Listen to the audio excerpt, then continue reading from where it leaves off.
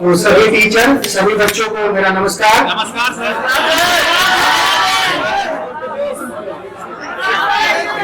आज का जोश। तो शेरों में बहुत वजन होता है, अभी इमरान ने पढ़ा। और देखो वैसे तो जो हमारा विदाई या जुदाई कह लो, ये शब्द ही अपने आप में इमोशनल है। मैं कुछ लाइन पढ़ के अपना जो कहना है वो स्टार्ट करूंगा।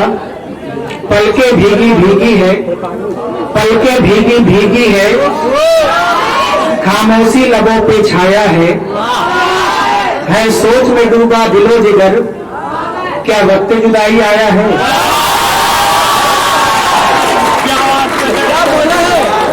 अब अगर हम बात आप सुनो शांति से।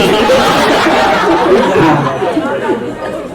देखो, गुरु और शिष्य के लिए 2-3 शब्द मैं बोलना चाहूंगा। इस कोचिंग संस्थान में आजकल कोचिंग में बहुत कोचिंग और कम 5 स्टार होटल ज्यादा खुल रहे हैं। आप जाके देखो, किसी कोचिंग का प्रचार धोनी कर रहे हैं तो दूसरे ने ऋषभ पंत को ले लिया है। तो अब ऋषभ पंत कौन सा डेरिवेशन करेंगे हमें नहीं पता, लेकिन कम से कम पढ़ाई तो इन कोचिंग संस्थानों से गायब सी हो रही है। कोई कितना भी बड़ा हो, चुनौती देने से मैं कभी डरता नहीं, क्योंकि चुनौतियों के बीच ही हमारा जन्म हुआ है और अभी तक संघर्ष जारी है। तो मैं आपको ये कहना चाहता हूं कि गुरु और शिष्य में बहुत परम रिश्ता होता है। कई बार जब आप अच्छा पढ़ाते हो तो बच्चे आपकी बोलने की भाषा, आपके पहनावे, आपके दाढ़ी, मेरे दाढ़ी कई बच्चों ने कॉपी करी, मैं आपको बताऊं, और आपके चलने का स्टाइल कॉपी होता है। दूसरी बात, बच्चों का भी इंप्रेशन हमारे ऊपर पड़ता है। मैं आपको बताऊं, एक बच्ची थी मानवी राय, मैंने पढ़ाया उसको, बहुत इंटेलिजेंट थी, और मेरी जब जुड़वा बच्चे हुए मेरे दोनों, और पंडित जी ने कहा कि एम से नाम होना चाहिए, within a fraction of second मैंने कहा मेरे बिटिया का नाम मानवी राय होगा। तो ये आप समझ लो कि बच्चों का इंप्रेशन हमारे जीवन में बढ़ता है और हम टीचर का इंप्रेशन बच्चों के जीवन में बढ़ता है। अब आपने रील आजकल बहुत सुना है कि सारे तीर्थ धाम गुरु के चरणों में। तो तीर्थ का मतलब क्या होता है ये मैं आपको समझाना चाहता हूं। तीर्थ का एग्जैक्ट मतलब है कि नदी के एक किनारे से दूसरे किनारे तक जाना, एक घाट से दूसरे घाट तक जाना, और उस जाने में नदी का पानी हमें सपोर्ट भी करता है और अपोज भी करता है। अगर पानी नहीं हो तो आप तैर नहीं सकते, और पानी हो तो डूब भी सकते हैं, दोनों बातें हैं।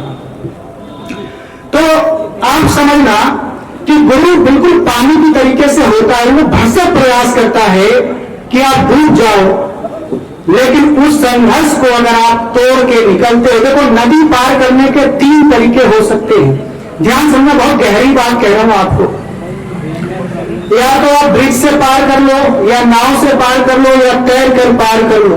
तैर कर पार करना ही सही में नदी पार करना है। अब इसका मतलब समझना, जो लोग ब्रिज से पार करते हैं पूरे सेशन, पूरे जीवन पढ़ाई करते हैं, पढ़ाई उनको समझ नहीं आती है, सारी डिग्रियां भर लेते हैं, वो ब्रिज से ऊपर गुरु को देखते रहते हैं, गुरु से उनका मिलन कभी नहीं होता, न सिलेबस से मिलन होता है। बच्चे यहाँ पे परफॉर्म कर रहे थे, जो गाना बच्चे गा रहे थे या ऋषांक ने गाया, जो डांस परफॉर्मेंस हुआ, जो कला होता है ना, चाहे आपका डांस का हो, कला को, आपके अंदर मौजूद ईश्वर से आपका परिचय कराता है कला। सेम चीज पढ़ाई में होता है, लेकिन उस लेवल पे आप उतरे कि आप पढ़ाई में रस लेने लगे, पढ़ाई में आनंद लेने लगे, तो अपने अंदर आप देखो ना, ज्यादा पढ़े लिखे लोग अंत में साधु ही बनते हैं। कारण क्या है? वैराग्य उत्पन्न होता है जब किसी भी चीज के गहराई में आप उतरो। तो नदी जब पार करते हैं, जो लोग, ज्यादातर लोग 95% लोग ब्रिज से पार कर जाते हैं, न सिलेबस का ज्ञान होता है, न गुरु का ज्ञान होता है, डिग्रियां भर लेते हैं, और फिर वो कहते हैं मैं बेरोजगार हूं। बेरोजगारी है नहीं, बना लेते हैं लोग। अगर आप नाव से पार करो तो पानी के बहुत समीप रहोगे, और नाव से पार करते हैं वो लोग जो 90-95% लाते हैं, वो नाव से पार करते हैं। लेकिन जीवन में 1%, हर टीचर के जीवन में 1% ऐसे स्टूडेंट तैर कर पार करने वाले मिलते हैं, जिसमें अगर आप तैर के पार करते हो तो नदी के पानी में आप होते हो और आप में नदी का पानी होता है। मतलब गुरु आप में होता है और आप गुरु में होते हैं, और उसके बाद एक समय आता है कि गुरु को भी एहसास होता है कि बच्चा कहीं हमसे ज्यादा टैलेंटेड है, और फिर आप दूसरों को पार कराने में लग जाते हो।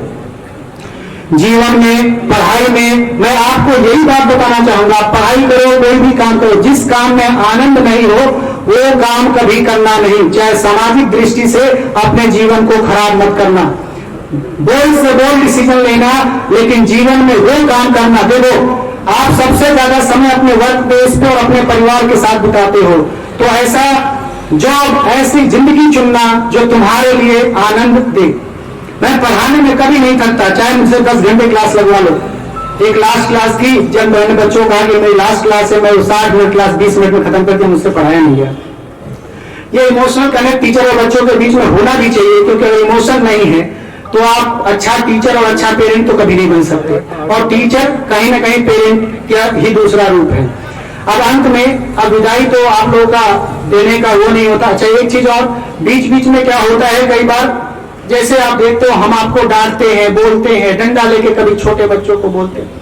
एक्चुअली टीचर क्या है बच्चों, एक कुम्हार की भांति होती है। कुम्हार जब मिट्टी के लोथे को वो चाक पे रखता है तो बाहर से डंडे मारता है और अंदर से एक हाथ भी लगाया रहता है कि उसका आकार न बिगड़े। डंडा शेप देता है लेकिन हाथ उसको बचाता है। बिल्कुल हम यही काम करते हैं। आपसे हावी इसलिए पेश आते हैं कि आप लाइफ में सफलता किस बात पर डिपेंड करता है। आजकल सुनते हैं कि बच्चों का आईटी में नहीं हुआ वो सुसाइड कर लिए, नीट में नहीं हुआ सुसाइड कर लिए। आईआईटी और नीट या कोई भी आईएएस का एग्जाम जीवन का एक बहुत छोटा सा पार्ट है, पूरा जीवन नहीं है। आपने वी कामकोटि का नाम सुना है?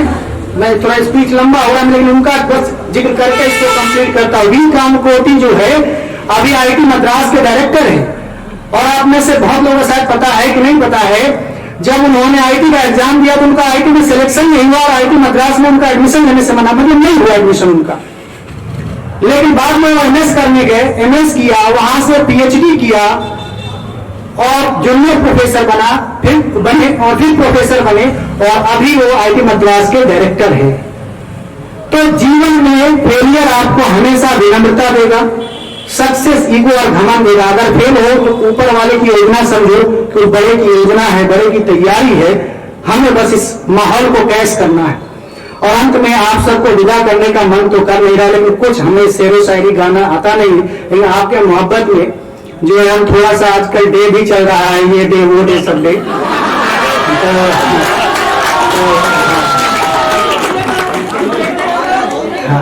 तो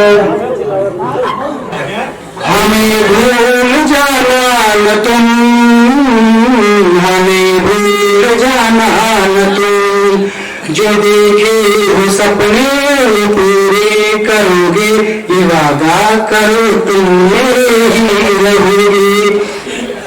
जो देखे हो सपने वो पूरे करोगे, ये वादा करो तुम मेरे ही रहोगे।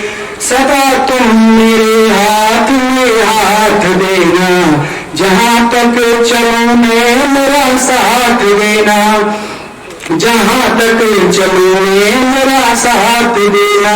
कमल प्यार का जो खिलाया है हमने, जो दीपक वफा का जलाया है हमने, वो दीपक बुझाना न तुम, बहुत याद आओगे तुम, बहुत याद आओगे तुम।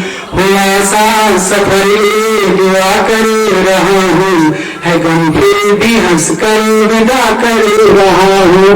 न तुम मेरे सर पे कोई ताज रखना, मेरी बस मोहब्बत की तुम लाज रखना।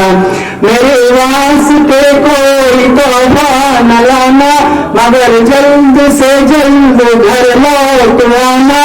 जो आना तो जाना न तुम, बहुत याद आओगे तुम, हमें भूल जाना न तुम। आप सबसे बहुत मोहब्बत करते हैं, करते ही रहेंगे, क्योंकि आप हैं तो हम हैं, और एरोमेटिक क्लास का जो पिलर है वो आप लोग हैं, आपके वजह से है और आगे भी रहेगा। आपके हिम्मत से हम संघर्ष करेंगे और जीतेंगे भी।